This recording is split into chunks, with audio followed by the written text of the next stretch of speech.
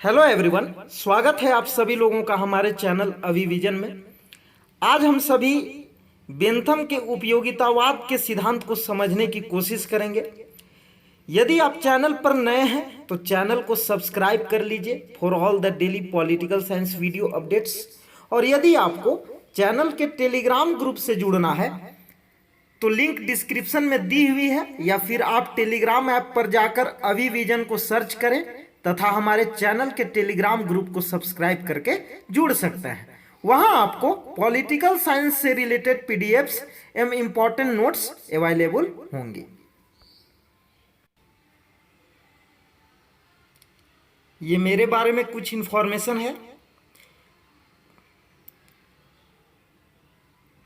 तो आइए स्टार्ट करते हैं और जानने का प्रयास करते हैं कि क्या है बेंथम के उपयोगितावाद का सिद्धांत। वीडियो को स्टार्ट करने से पहले मैं आपसे एक क्वेश्चन पूछना चाहता हूं कि यदि मैं आपसे पूछूं कि आपको सुख चाहिए या दुख, तो ऑब्वियसली आप जवाब दीजिएगा कि हमें सुख चाहिए। और यदि मैं आपसे पूछूं कि आपको अधिक दुख चाहिए या फिर कम दुख चाहिए, तो ऑब्वियसली आप जवाब दीजिएगा कि हमें कम दुख चाहिए। अर्थात इससे यह तर्क हम लोगों के समक्ष उभर कर आता है कि मनुष्य हमेशा अधिक से अधिक सुख प्राप्ति करने के बारे में सोचता है। वह अधिक से अधिक सुख चाहता है। वह पेन के ऊपर हमेशा प्लेजर को चूज करता है। Individual choose pleasure over pain. वह पेन के ऊपर हमेशा प्लेजर को चूज करता है। वो दर्द को अवॉइड करना चाहता है, वो दुख को अवॉइड करना चाहता है, वह कष्ट को नहीं देखना चाहता है अपने लाइफ में, और हमेशा सुख प्राप्ति के लिए चिंतन करते रहता है, हमेशा सुख प्राप्त करने के बारे में सोचता है। तो बस इसी आर्गुमेंट को आधार बनाकर बेंथम ने उपयोगितावाद के अपने पूरी फिलोसॉफी को बिल्ड की है। तो आइए स्टार्ट करते हैं और समझने का प्रयास करते हैं कि क्या है उपयोगितावाद का सिद्धांत। देखिए, सबसे पहले हम जानते हैं कि उपयोगितावाद किसे कहा जाता है। तो ये नोट्स है, आप देखिए। उपयोगितावाद 19वीं सदी में इंग्लैंड के दार्शनिकों द्वारा प्रतिपादित राज्य कार्य से संबंधित एक प्रभावशाली दर्शन है। उपयोगितावाद का आधारभूत विचार क्या है? उपयोगिता है। उपयोगिता के आधार पर यह हर चीज को जज करता है। उपयोगितावाद उपयोगिता के आधार पर, यूटिलिटी के आधार पर हर चीज को जज करेगा। और इस सिद्धांत के अनुसार अधिकतम व्यक्तियों का अधिकतम सुख, अधिकतम व्यक्तियों का अधिकतम सुख, या आप कह सकते हैं अधिकतम व्यक्तियों का अधिकतम हित, इसे इंग्लिश में greatest interest of the greatest number या greatest happiness of the greatest number के सिद्धांत के नाम से जाना जाता है। और ये जो सिद्धांत है वो बेंथम के द्वारा प्रस्तुत किया गया है। राज्य की प्रगति तथा श्रेष्ठता की कसौटी है। इस सिद्धांत के अनुसार अधिकतम व्यक्तियों का अधिकतम हित, या आप कह सकते हैं अधिकतम व्यक्तियों का अधिकतम सुख, राज्य की प्रगति तथा श्रेष्ठता की कसौटी है। इस विचारधारा के अनुसार सभी राजकीय और सामाजिक कार्यों का मापदंड उपयोगिता ही होना चाहिए। इस विचारधारा के अनुसार सभी राजकीय और सामाजिक कार्यों का मापदंड क्या है? उपयोगिता ही है। वस्तुतः उपयोगिता को ही मानव जीवन का आधार मानकर जिस राजनीतिक दर्शन की सृष्टि की गई है उसे ही हम उपयोगितावाद कहते हैं। तो उपयोगितावाद किसे कहते हैं? उपयोगिता को ही मानव जीवन का आधार मानकर जिस राजनीतिक दर्शन की सृष्टि की गई है उसे हम उपयोगितावाद कहते हैं। उपयोगितावाद अपने वर्तमान रूप में 19वीं सदी का एक दर्शन है, किंतु आचार शास्त्र के एक सिद्धांत के रूप में इसका संबंध प्राचीन यूनानी एपिक्यूरियन प्रणाली से माना जाता है। आचार शास्त्र के एक सिद्धांत के रूप में इसका संबंध किससे माना जाता है? प्राचीन यूनान के एपिक्यूरियन प्रणाली से माना जाता है। और यह जो सिद्धांत है वो बेंथम के द्वारा प्रस्तुत किया गया था। इनका पूरा नाम जेरेमी बेंथम था और ये एक बहुत बड़ा सुधारक थे, एक रिफॉर्मर थे, और उन्होंने अपने उपयोगितावादी सिद्धांत के माध्यम से सामाजिक, कानूनी और राजनीतिक क्षेत्र में बहुत बड़ा परिवर्तन लाना चाहते थे। उनका कहना था कि सामान्य कानून, कॉमन लॉ, इंग्लैंड का जो सामान्य कानून है उसमें परिवर्तन होना चाहिए और पुराने नियमों की मान्यता व्यक्तिगत सुख पर होनी चाहिए। बेंथम का कहना था कि इंग्लैंड का सामान्य कानून में परिवर्तन होना चाहिए और पुराने नियमों की मान्यता व्यक्तिगत सुख पर आधारित होनी चाहिए। उन्होंने कहा कि व्यक्तिगत अधिकारों की आधारशिला उपयोगितावाद होनी चाहिए। व्यक्तिगत अधिकारों की आधारशिला क्या होनी चाहिए? उपयोगितावाद होनी चाहिए। प्रत्येक व्यक्ति को अपनी संपत्ति रखने और सुख अर्जन करने का अधिकार होना चाहिए। इसी संदर्भ में उसने उपयोगितावादी सिद्धांत का प्रयोग किया है। बेंथम का कहना है कि प्रत्येक व्यक्ति को अपनी संपत्ति रखने और सुख अर्जन करने का अधिकार होना चाहिए। इसी संदर्भ में, इसी कॉन्टेक्स्ट को देखते हुए उन्होंने उपयोगितावादी सिद्धांत का प्रयोग किया है। बेंथम ने उपयोगितावादी सिद्धांत की सामान्य रूपरेखा अपनी पुस्तक फ्रैगमेंट ऑफ गवर्नमेंट में की है। याद रखिएगा, ये बेंथम का मोस्ट इंपॉर्टेंट बुक है। आपके एग्जाम में पूछा जा सकता है कि फ्रैगमेंट ऑफ गवर्नमेंट किसकी पुस्तक है। तो बेंथम ने उपयोगितावादी सिद्धांत की सामान्य रूपरेखा फ्रैगमेंट ऑफ गवर्नमेंट में प्रस्तुत की है और उसकी विस्तृत व्याख्या, उसका जो डिटेल्ड एक्सप्लेनेशन है वो principles of morals and legislation book में दी है। तो देखते हैं बेंथम की उपयोगितावाद की व्याख्या। अब उसका एक्सप्लेनेशन हम लोग देख लेते हैं, जिसमें फर्स्ट है बेंथम की उपयोगितावाद की व्याख्या में फर्स्ट क्या है? मीनिंग ऑफ यूटिलिटी, कि उपयोगितावाद का क्या अर्थ है, उपयोगिता का क्या अर्थ है। देखिए, बेंथम ने उपयोगिता को किसी कार्य या वस्तु का वह गुण माना है जो सुख की उत्पत्ति और दुख का निवारण करके संपूर्ण समाज का सामान्य हित या व्यक्ति विशेष का व्यक्तिगत हित करती है।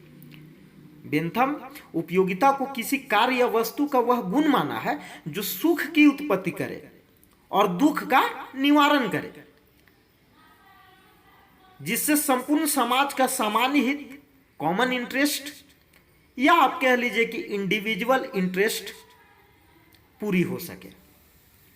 नेक्स्ट है principle of utility. Principle of utility मतलब उपयोगिता का सिद्धांत क्या है? तो बेंथम का उपयोगिता सिद्धांत सुख की प्राप्ति और दुख के निवारण का सिद्धांत है। उनके शब्दों में उपयोगिता के सिद्धांत से हमारा तात्पर्य उस सिद्धांत से है जिससे संबंध व्यक्ति की प्रसन्नता बढ़ती या घटती है और जिसके आधार पर वह प्रत्येक कार्य को उचित या अनुचित ठहराता है। इसी के आधार पर, उपयोगिता के आधार पर ही उस व्यक्ति की प्रसन्नता बढ़ती है या घटती है और उसी का आधार बनाकर वह प्रत्येक कार्य को या प्रत्येक वस्तु को उचित या अनुचित ठहराता है। नेक्स्ट है बेसिस ऑफ यूटिलिटी। उपयोगिता का आधार क्या है? तो किसी वस्तु की उपयोगिता का मापदंड सुख और दुख का सिद्धांत है। यहां कहा जा रहा है कि the utility of a thing should be determined by pleasure and pain theory. तो देखते हैं कि प्लेजर एंड पेन थियरी क्या है। देखिए, प्लेजर एंड पेन थ्योरी के अंतर्गत बेंथम क्या कहते हैं? तो देखिए, बेंथम की उपयोगिता का आधार सुख और दुख है। किसी भी वस्तु की उपयोगिता सुख और दुख के आधार पर निश्चित करनी चाहिए। बेंथम का कहना है कि किसी भी वस्तु की उपयोगिता सुख और दुख के आधार पर निश्चित करनी चाहिए। यदि वह वस्तु हमें सुख पहुंचा रही है तो वह वस्तु हमारे लिए उपयोगी है, और यदि उस वस्तु से हमें कष्ट पहुंच रहा है, दुख हो रहा है, तो वह वस्तु हम लोगों के लिए उपयोगी नहीं है। बेंथम का कहना है कि कोई भी व्यक्ति किसी कार्य को सुख के लिए ही करता है। बेंथम का निष्कर्ष है कि किसी कार्य या वस्तु की उपयोगिता और अनुपयोगिता का मापदंड उससे प्राप्त होने वाला सुख और दुख है। ये बहुत बड़ी बात है। बेंथम क्या कहते हैं कि किसी कार्य या वस्तु की उपयोगिता और अनुपयोगिता का मापदंड उससे प्राप्त होने वाला सुख और दुख है। जिसके कार्य से जितना अधिक सुख प्राप्त होता है वह उतना ही उपयोगी, और जिस कार्य से जितना दुख प्राप्त होता है वह हमारे लिए उतना ही अनुपयोगी होता है। तो हर चीज को वो प्लेजर को आधार बनाकर डिसाइड कर रहे हैं, उपयोगिता को आधार बना रहे हैं, और कह रहे हैं कि जिस कार्य से हमें सुख प्राप्त होता है तो वह कार्य या वह वस्तु हमारे लिए उतना ही उपयोगी है, और जिस वस्तु या जिस कार्य से हमें जितना दुख प्राप्त होता है वह हमारे लिए उतना ही अनुपयोगी होता है। देखिए, classification of pleasure and pain, सुख और दुख का वर्गीकरण किया गया है। Classification of pleasure and pain. तो बेंथम के अनुसार सामान्य सुख 15 प्रकार के हैं। उन्होंने सामान्य सुखों के 15 प्रकार बताए हैं, जिसमें फर्स्ट है इंद्रिय सुख, सेकेंड है संपत्ति, थर्ड है दक्षता, फिर है मित्रता, उत्तम चरित्र या आप इसे कीर्ति बोल सकते हैं, नेक्स्ट है शक्ति, फिर है पवित्रता, परोपकार, असत्कामना, बुद्धि, स्मृति, कल्पना, आशा, सत्संग, दुख, मुक्ति से प्राप्त होने वाले सुख। तो ये 15 प्रकार के सामान्य सुख बेंथम ने हम लोगों को बताए हैं, और सामान्य दुख के 12 प्रकार बताए हैं। उन्होंने सामान्य दुख के 12 प्रकार बताए हैं, जिनमें क्या है, अभाव का दुख, इंद्रियों का दुख, अकुशलता का दुख, शत्रुता का दुख, अपयश का दुख, धार्मिकता का दुख, उदारता का दुख, ईर्ष्या का दुख, स्मृति का दुख, कल्पना का दुख, और आशा का दुख तथा संपर्क का दुख। तो ये सामान्य दुख के 12 प्रकार बताए हैं बेंथम ने, हम लोगों के समक्ष प्रस्तुत किए हैं। तो इन्होंने सुख और दुख का वर्गीकरण किया है। बेंथम ने सामान्य सुख के 15 प्रकार बताए हैं और सामान्य दुख के 12 प्रकार बताए हैं। तो आप सभी इसे याद रखिएगा, क्योंकि आपसे एग्जाम में क्वेश्चन पूछी जा सकती है कि बेंथम ने सामान्य सुख के कितने प्रकार बताए हैं और सामान्य दुख के कितने प्रकार बताए हैं। तो सामान्य सुख के 15 प्रकार उन्होंने बताए हैं और सामान्य दुख के 12 प्रकार बताए हैं। नेक्स्ट है सुखमापक गणना पद्धति, जिसे इंग्लिश में हेडोनिस्टिक कैलकुलस के नाम से जाना जाता है। सुखमापक गणना पद्धति, इसमें क्या है, बेंथम सुख और दुख को मापने हेतु सुखमापक गणना पद्धति को प्रस्तावित करते हैं, जिसके अंतर्गत निम्न 7 कसौटी है। वे कौन कौन से कसौटी हैं, जिनमें फर्स्ट है तीव्रता, इंटेंसिटी, स्थिरता, ड्यूरेशन, निश्चितता, सर्टेनिटी, समय की समीपता या दूरी, जिसे प्रॉम्पिक्विटी और रिमोटनेस के नाम से जाना जाता है। फिफ्थ है उत्पादकता, इसको हम लोग फ्यूगिनिटी के नाम से जानते हैं, विशुद्धता, प्यूरिटी, और विस्तृतता, एक्सटेंट।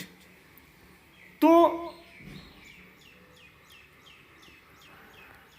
बेंथम ने सुखमापक गणना पद्धति हम लोगों के समक्ष प्रस्तावित किया है कि आप सुख को माप सकते हैं, आप अपने प्लेजर को माप सकते हैं, मेजर कर सकते हैं।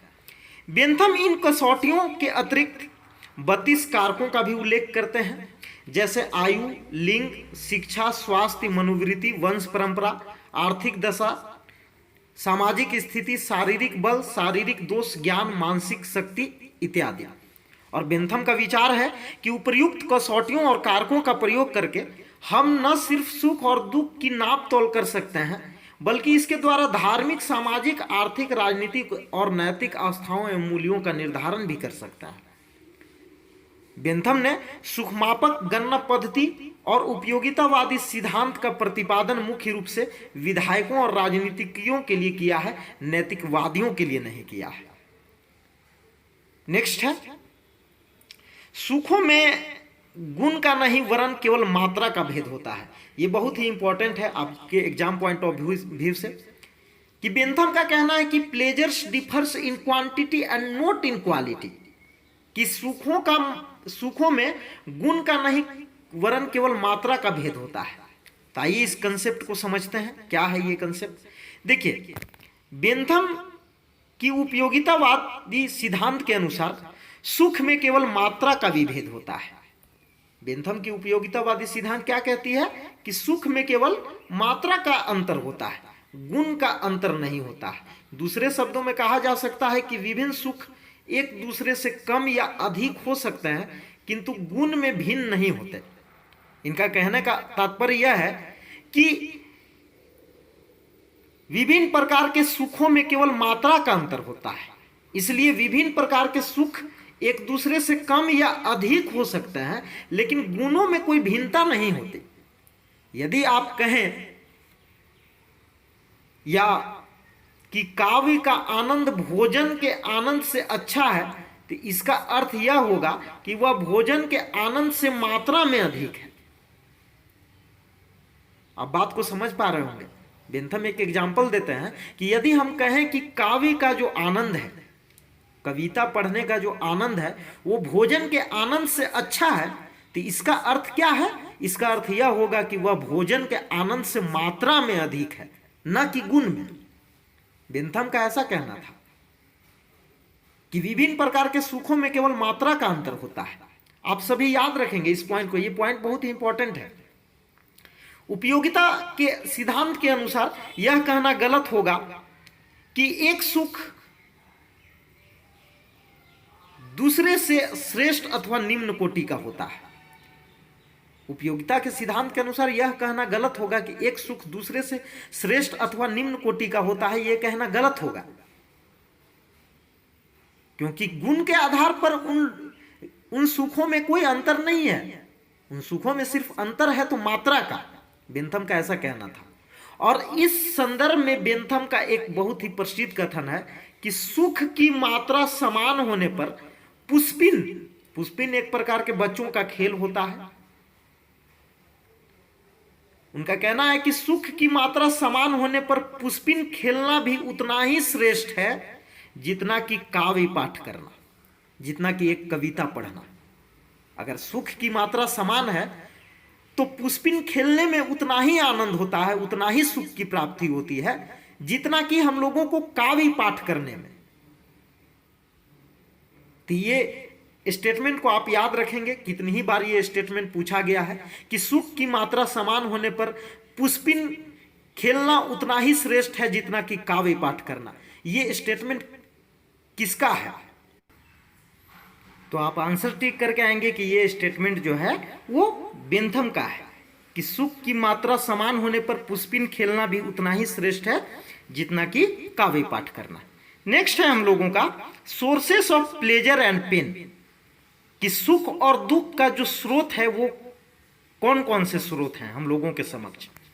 तो जो सबसे फर्स्ट सोर्स है उसे हम लोग नेचुरल सोर्स या प्राकृतिक स्रोत के नाम से जानते हैं, जिसमें कहा गया है कि जब कोई सुख या दुख प्राकृतिक घटनाओं के कारण होता है, जब कोई सुख या दुख प्राकृतिक घटनाओं के कारण होता है तो वह प्राकृतिक सुख या दुख कहलाता है।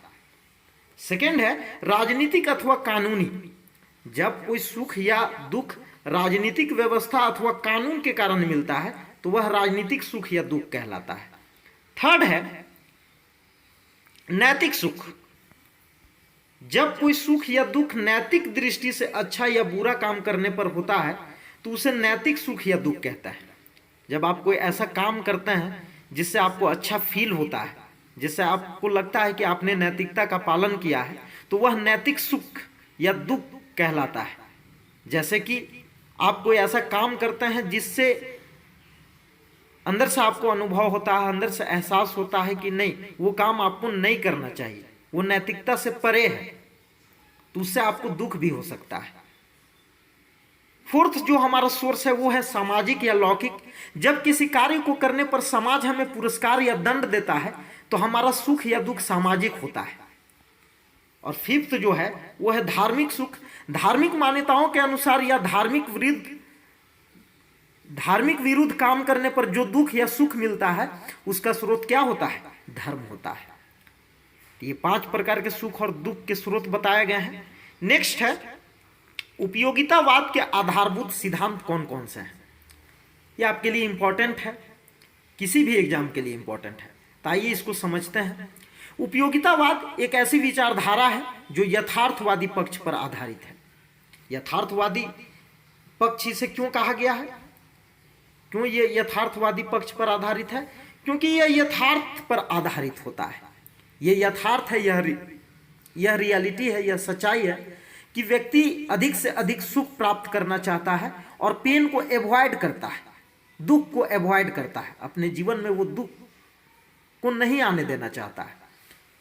और इस विचारधारा के अनुसार प्रसन्नता तथा दुख 2 ऐसी प्रमुख वस्तुएं हैं जिन पर समस्त सामाजिक व्यवस्था आधारित है। उपयोगितावाद के प्रमुख सिद्धांतों का विश्लेषण निम्न प्रकार से किया गया है, जिसमें फर्स्ट है उपयोगितावाद सुखवाद के सिद्धांत पर आधारित है। सुखवाद के अनुसार मानव की यह नैसर्गिक प्रवृत्ति है, यह प्राकृतिक प्रवृत्ति है।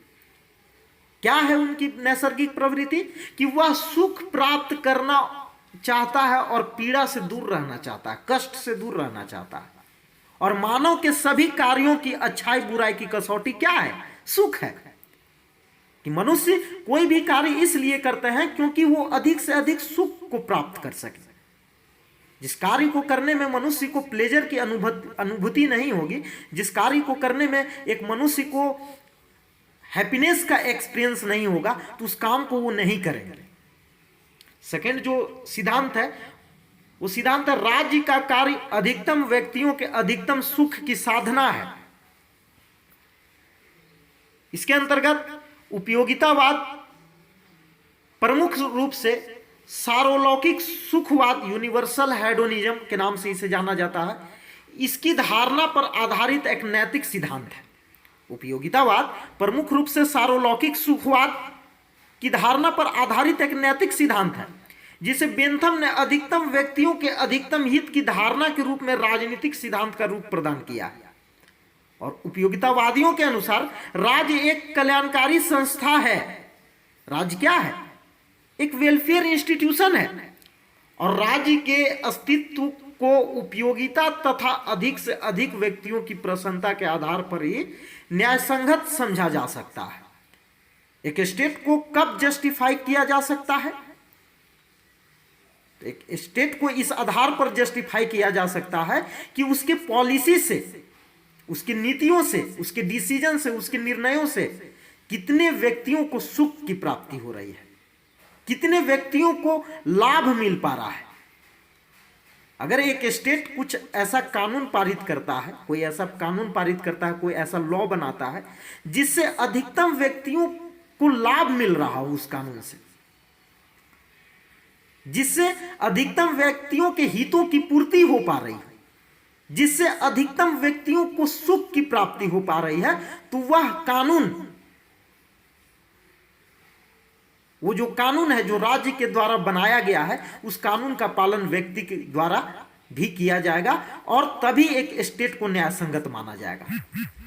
अर्थात यहां पे एक स्टेट को ऐसे कानून का निर्माण करने के लिए किया जा रहा है, कहा जा रहा है, ऐसे वेलफेयर वर्क्स को, ऐसे वेलफेयर फंक्शंस को परफॉर्म करने के लिए कहा जा रहा है, ऐसे कल्याणकारी कार्यों को परफॉर्म करने के लिए कहा जा रहा है जो अधिकतम व्यक्तियों को अधिकतम सुखों की प्राप्ति करा सके। Greatest happiness of the greatest number. I hope कि आप समझ पाए होंगे। बेंथम के अनुसार हम राज्य का आज्ञा पालन इसलिए करते हैं क्योंकि आज्ञा पालन के संभावित दोष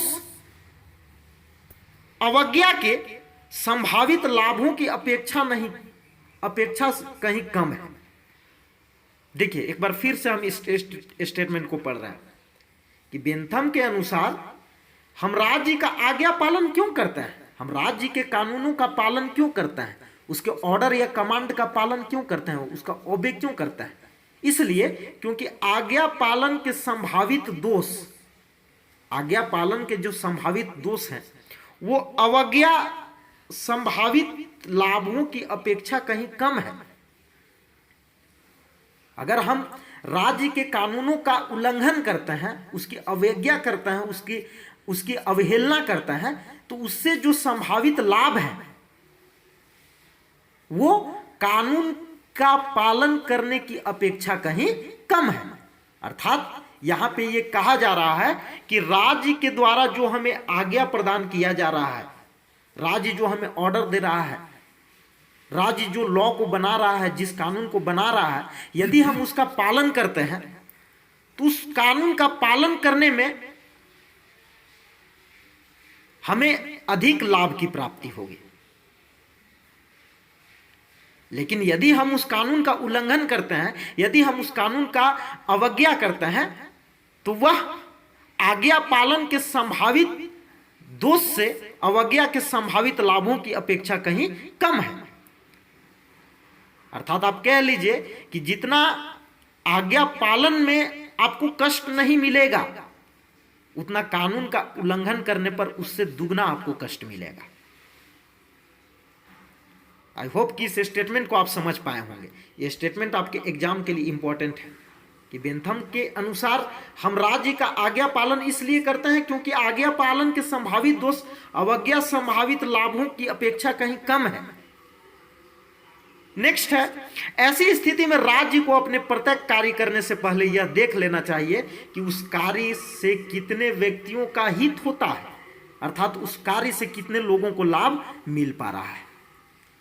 एक राज्य को तभी जस्टिफाई किया जाएगा जब वह कोई ऐसा डिसीजन लेता है, ऐसे कोई पॉलिसी बनाता है या ऐसे वेलफेयर फंक्शंस को परफॉर्म करता है जिससे मैक्सिमम लोगों के हितों की पूर्ति हो सके, मैक्सिमम लोगों के इंटरेस्ट की फुलफिलमेंट हो सके। आप सभी को याद रखना है। थर्ड जो उपयोगितावादी का सिद्धांत है वो है राज्य और समाज में अंतर होता है। उपयोगितावादियों के मतानुसार राज्य समाज से एक भिन्न संस्था है। यहां पर सोसाइटी और स्टेट में डिफरेंस क्रिएट किया गया है। उनका कहना है कि समाज का क्षेत्र राज्य की अपेक्षा कहीं ज्यादा व्यापक है। समाज का जो क्षेत्र है, समाज का जो स्कोप है वो राज्य की अपेक्षा कहीं अधिक व्यापक है। राज्य गौण है तथा समाज प्रधान है। राज्य गौण है तथा समाज प्रधान है, अर्थात यहां पे सोसाइटी को प्रायोरिटी दी गई है और स्टेट को नेग्लिजिबल माना गया है। उपयोगितावादी यह तो मानते हैं कि सामाजिक व्यवस्था बनाए रखने हेतु राज्य आवश्यक है, किंतु वे यह चाहते हैं कि एक राज्य व्यक्ति के जीवन में आवश्यक हस्तक्षेप न करे। अर्थात उपयोगितावादी ये मानते हैं कि सामाजिक व्यवस्था बनाए रखने के लिए एक स्टेट का होना आवश्यक है, लेकिन वे यह कभी नहीं चाहते कि राज्य व्यक्ति के जीवन में अनावश्यक हस्तक्षेप करे। इस प्रकार उपयोगितावादी राज्य और समाज में अंतर करते हुए राज्य को समाज के अंतर्गत स्थित एक संस्था मानते हैं। नेक्स्ट जो उपयोगितावाद का सिद्धांत है वो है राज्य स्वयं अपना लक्ष्य नहीं वरन साधन मात्र है। अर्थात राज्य को साध्य नहीं माना गया है बल्कि एक साधन माना गया है। State is means not ends. उपयोगितावाद राज्य के संबंध में किसी रहस्य अथवा अलौकिकता में विश्वास नहीं करता। कि उपयोगितावादी विचारक राज्य के संबंध में किसी रहस्य अथवा अलौकिकता में विश्वास नहीं करते हैं, बल्कि उपयोगितावाद का तो स्पष्ट विचार है कि राज्य के अस्तित्व का एकमात्र औचित्य मानव हित के लिए उसकी उपयोगिता है। राज्य अपने अस्तित्व में क्यों है? राज्य के अस्तित्व का एकमात्र औचित्य है कि वह मानव के हितों की पूर्ति कर सके, और इस प्रकार राज्य व्यक्ति के लिए है और अधिकतम व्यक्तियों का अधिकतम हित ही उसका एकमात्र लक्ष्य होना चाहिए। अर्थात आप कह सकते हैं कि राज्य एक साधन है जो व्यक्तियों को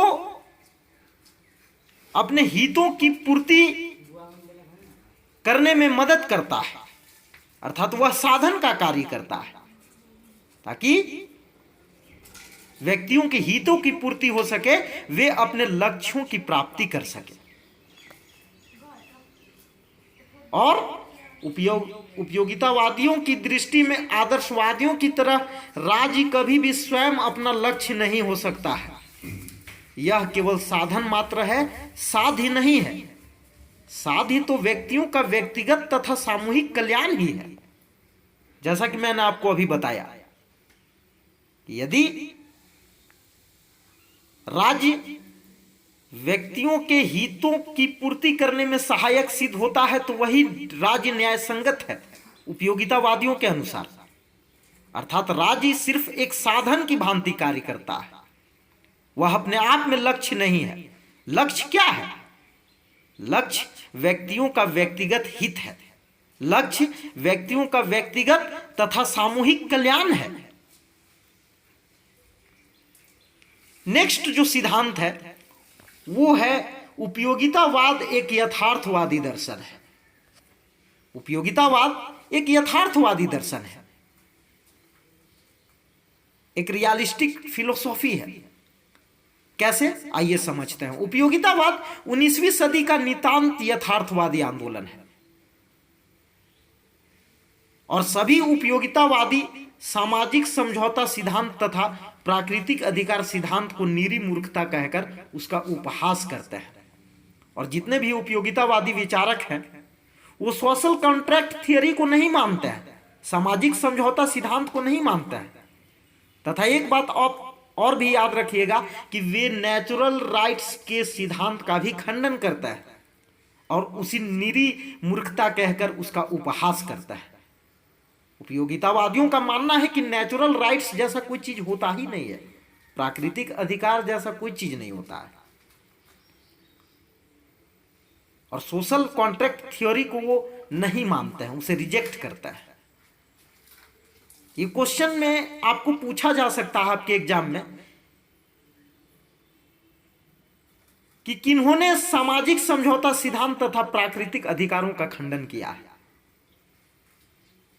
आपको याद रखना है कि उपयोगितावादियों ने, और सभी उपयोगितावादी जीवन की व्यवहारिक समस्याओं में संलग्न व्यवहारिक व्यक्ति थे। जितने भी उपयोगितावादी विचारक रहे हैं जैसे कि Jeremy Bentham, John Stuart Mill, ये सभी अपने जीवन की व्यवहारिक समस्याओं में संलग्न व्यवहारिक व्यक्ति थे, प्रैक्टिकल पर्सन थे ये सब, और प्रैक्टिकल बातों को करते थे। इस संबंध में रूडोल्फ मेज ने ठीक ही कहा है कि उपयोगितावाद का उदय विद्यार्थियों के अध्ययन कक्षा में इतना नहीं हुआ जितना कि जीवन की आवश्यकताओं तथा जीवन के प्रतिदिन होने वाले संघर्षों के उतार चढ़ाव में। देखिए, बहुत अच्छा स्टेटमेंट है। रूडोल्फ मेज का क्या कहना है? रूडोल्फ मेज का कहना है कि उपयोगितावाद का उदय विद्यार्थियों के अध्ययन कक्ष में नहीं हुआ है जितना कि जीवन की आवश्यकताओं तथा जीवन के प्रतिदिन होने वाले संघर्षों के उतार चढ़ाव में, क्योंकि यह एक यथार्थवादी चिंतन है, यह एक यथार्थवादी सिद्धांत है। तो यथार्थवादी सिद्धांत है तो इसका निर्माण जीवन की आवश्यकताओं तथा जीवन के प्रतिदिन होने वाले संघर्षों के उतार चढ़ाव में ही हुआ होगा। इसलिए रूडोल्फ मेज इस बात को करते हैं कि उपयोगितावाद का उदय विद्यार्थियों के अध्ययन कक्षाओं में उतना नहीं हुआ जितना कि जीवन की आवश्यकताओं तथा जीवन के प्रतिदिन होने वाले संघर्षों के उतार चढ़ाव में। ये स्टेटमेंट आपके लिए इंपॉर्टेंट हो जाता है। और यथार्थवादी होने के कारण ही उपयोगितावादी विचारकों के द्वारा आगमनात्मक पद्धति को अपनाया गया है। आगमनात्मक पद्धति को अपनाया गया है। आगमनात्मक पद्धति में हम लोग क्या करते हैं? Inductive method. क्या करते हैं? सबसे पहले प्रैक्टिकल करता है, उसके बाद सिद्धांत का निर्माण करता है। स्पेसिफिक चीजों पर, स्पेसिफिक व्यक्तियों पर पहले प्रैक्टिकल करके देखा जाता है, पहले एक्सपेरिमेंट करके देखा जाता है, और लास्ट में थियरी का निर्माण किया जाता है, लास्ट में सिद्धांत का निर्माण किया जाता है। तो उपयोगितावाद को यथार्थवादी चिंतन कहा जाता है कि यह एक यथार्थवादी सिद्धांत है। क्यों? क्योंकि इसे आगमनात्मक पद्धति का अनुसरण करते हुए निर्मित किया गया है। तो याद रखेंगे आप सभी। नेक्स्ट जो इसका सिद्धांत है वो है उपयोगितावाद सामाजिक सुधारों का समर्थक है। उपयोगितावाद सोशल रिफॉर्म्स का सपोर्टर है। कैसे? देखिए, उपयोगितावाद एक राजनीतिक विचारधारा ही मात्र नहीं है, वरन सामाजिक और आर्थिक व्यवस्था को सुधारने का प्रयास भी है। उपयोगितावाद वस्तुतः एक प्रगतिशील विचारधारा है और तत्कालीन इंग्लैंड की न्याय, दंड तथा कानून आदि व्यवस्थाएं अत्यधिक भ्रष्ट हो गई थी और ऐसी स्थिति में बेंथम जैसे उपयोगितावादियों ने रूढ़िवादिता का परित्याग का उपदेश दिया और उन्होंने समाज के हित के आधार पर सामाजिक और आर्थिक सुधार एक निश्चित कार्यक्रम प्रस्तुत किया। उपयोगितावाद को सामाजिक सुधारों का समर्थक माना जाता है। क्यों माना जाता है? क्योंकि उसकी शुरुआत इंग्लैंड में हुई। बेंथम इंग्लैंड के न्याय, दंड तथा कानून आदि व्यवस्थाओं में सुधार करना चाहते थे जो कि उस समय भ्रष्ट हो गई थी और ऐसी स्थिति में उन्होंने सजेस्ट किया कि रूढ़िवादिता का परित्याग करें और इसके लिए उन्होंने सामाजिक हित के आधार पर बहुत सारे सामाजिक और आर्थिक सुधारों का एक निश्चित कार्यक्रम भी प्रस्तुत किया। बेंथम आदि दार्शनिकों के विचारों ने इंग्लैंड के आर्थिक, राजनीतिक और सामाजिक सुधारों को अधिक प्रभावित किया है। सामाजिक सुधार की तीव्र लगन उपयोगितावाद की अपनी विशेषता है। तो आप याद रखेंगे कि इसका एक सिद्धांत है कि वह सामाजिक सुधारों का समर्थक है।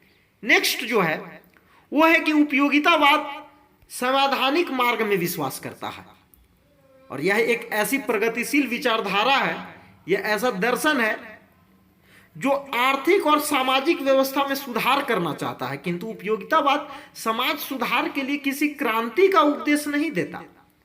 उदारवादी होने के कारण यह प्रजातंत्र में दृढ़ विश्वास रखता है और उसके समर्थकों का मत है कि जनमत को प्रभावित और व्यक्त करके ही समाज का निम्न वर्ग सरकार को अधिकतम व्यक्तियों के अधिकतम हित के अनुसार कार्य करने के लिए बाध्य कर सकता है।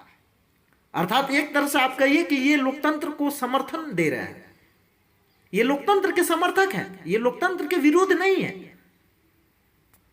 इनका कहना है कि शांतिपूर्ण उपायों द्वारा ही वांछित परिवर्तन लाने के पक्ष में होने के कारण यह विचारधारा अंग्रेजी परंपराओं के सर्वथा अनुरूप है।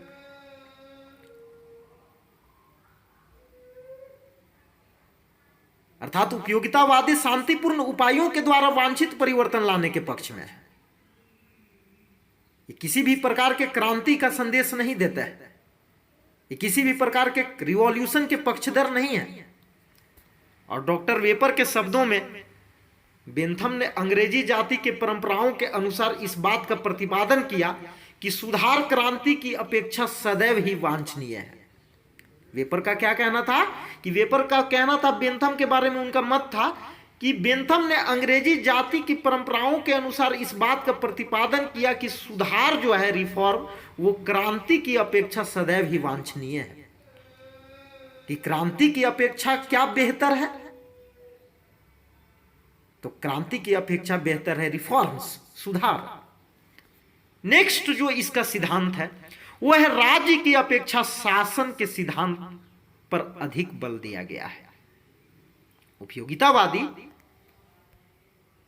राज्य की अपेक्षा शासन के सिद्धांत पर अधिक बल देते हैं और यह राज्य का विकास कैसे हुआ, राज्य का स्वरूप क्या है, या राज्य को कैसा होना चाहिए, क्या होना चाहिए आदि सूक्ष्म प्रश्नों पर विचार नहीं करता, बल्कि उपयोगितावाद अपना समस्त ध्यान व्यवहारिक शासन व्यवस्था और शासन के कर्तव्यों पर ही केंद्रित करता है और इस संबंध में व्यापक मीमांसा प्रस्तुत करने के कारण इसे राज्य की अपेक्षा शासन सिद्धांत अधिक कहा जाता है।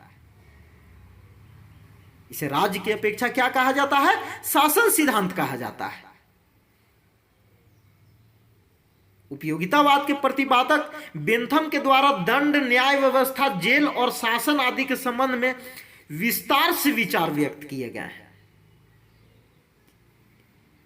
इसीलिए उपयोगितावादी को राज्य के सिद्धांत की अपेक्षा शासन का सिद्धांत अधिक बोला गया है। नेक्स्ट जो इसका सिद्धांत है वो है समयानुकूल परिवर्तित विचारधारा। इसमें कहा जा रहा है कि उपयोगितावाद की एक विशेषता यह है कि इसमें किसी प्रकार की कठोरता नहीं है, किसी भी प्रकार की कठोरता नहीं है। वस्तुतः उपयोगितावादी दर्शन राजनीति शास्त्र को ब्रिटिश दार्शनिकों की देन है और इंग्लैंड के कॉन्स्टिट्यूशन की भांति ही इसका क्रमिक विकास हुआ है। जिस तरह से इंग्लैंड का संविधान विकसित हुआ है उसी तरह से उपयोगितावाद भी विकसित हुआ है तथा इसमें समय समय पर आवश्यकता अनुसार अनेक परिवर्तन किए गए हैं। बेंथम ने उपयोगितावाद को संश्लिष्ट रूप प्रदान किया है तो ऑस्टिन ने उपयोगितावाद को कानूनी रूप प्रदान करने का कार्य किया है। और मिल ने विभिन्न सुखों में मात्रात्मक भेद के साथ साथ गुणात्मक भेद को भी स्वीकार करते हुए इसे निम्न कोटि का भौतिकवाद कहलाने से बचाया है। और इस प्रकार उपयोगितावाद विचारधारा परिस्थितियों के अनुसार परिवर्तित हो रही है। तो ये 9 पॉइंट्स को आप सभी याद रखेंगे। ये था उपयोगितावाद का सिद्धांत। उपयोगितावाद के सिद्धांत के अनुसार एक पॉइंट आप सभी और याद रखेंगे कि बेंथम ने आनंद और सुख में अंतर किया है। आनंद और सुख में उन्होंने अंतर बतलाया है। उनका कहना है कि किसी वस्तु के सेवन से अथवा किसी काम से मनुष्य पर जो तात्कालिक अच्छा प्रभाव पड़ता है वह आनंद है।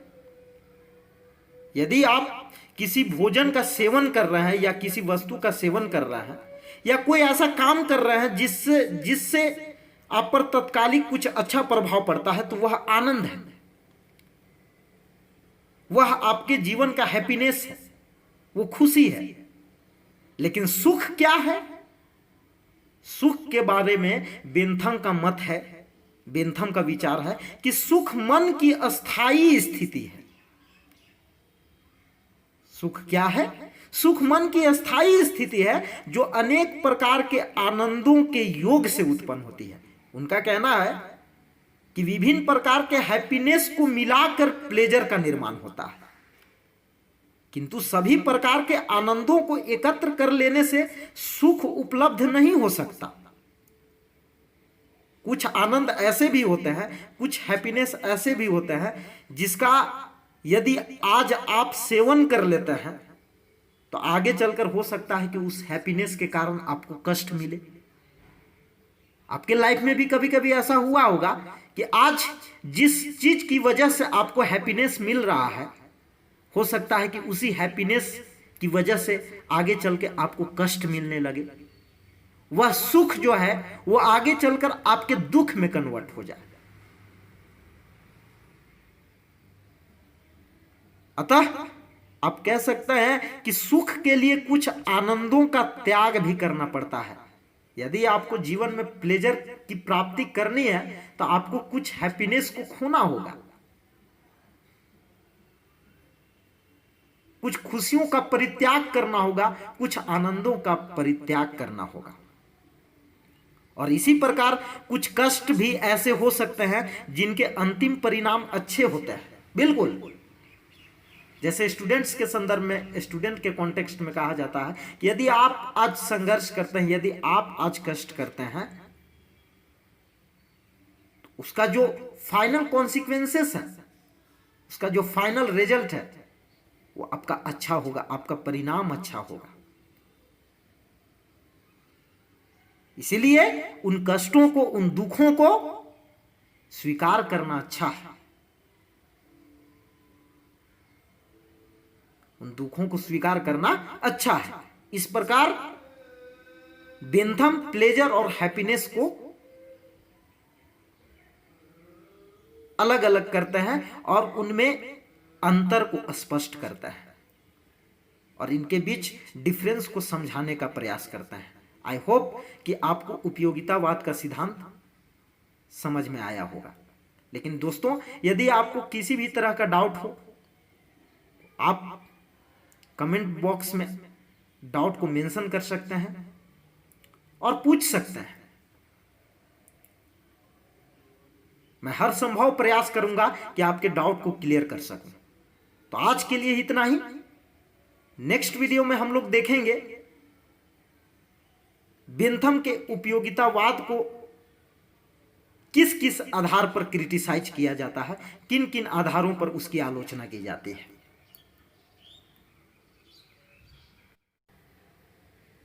तो फ्रेंड्स, ये जो वीडियो है वो BA MA UGC net UPSC सभी एग्जाम्स के लिए बहुत ही मोस्ट इंपॉर्टेंट है और मोस्ट बेनिफिशियल है। तो आप सभी जरूर इस वीडियो को अच्छी तरह से देखें, बिना स्किप किए हुए, और एक एक पॉइंट को समझने की कोशिश करें, क्योंकि क्वेश्चन कहीं से भी बन सकता है। और जिन पॉइंट्स को, जिन स्टेटमेंट को हमने हाईलाइट किया है, उन स्टेटमेंट्स को आप याद रखने की कोशिश करें। और यदि आपको हमारी यह वीडियो अच्छी लगी हो तो आप इसी वीडियो को अधिक से अधिक लाइक करें, कमेंट करें अगर किसी भी तरह का डाउट हो, और इस वीडियो को अपने सारे उन दोस्तों के साथ शेयर करें जो UGC net exam political science की प्रिपरेशन कर रहे हों। और जैसा कि आप जानते हैं कि यह वीडियो अन्य कॉम्पिटिटिव एग्जाम्स के लिए भी इक्वली बेनिफिशियल है। हमारे चैनल को जरूर सब्सक्राइब करें, बेल आइकन को भी प्रेस कर लें, ताकि हमारे द्वारा बनाई गई हर वीडियो की नोटिफिकेशंस आपको मिलती रहे। तो आज के लिए इतना ही, मिलते हैं नेक्स्ट वीडियो में। इस वीडियो को देखने के लिए आपको बहुत बहुत धन्यवाद।